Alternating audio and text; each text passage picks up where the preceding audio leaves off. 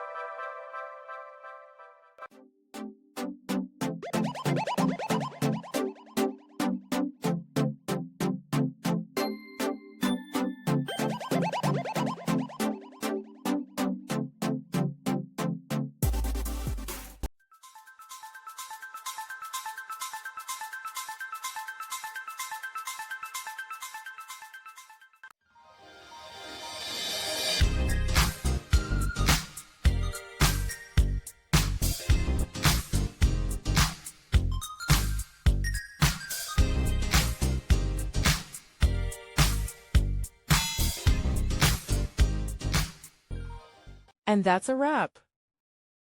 I hope you found the answer you were looking for. If you did, take a second to hit that subscribe button. It really helps out. And let me know in the comments which solution worked best for you. See you next time in the debug zone.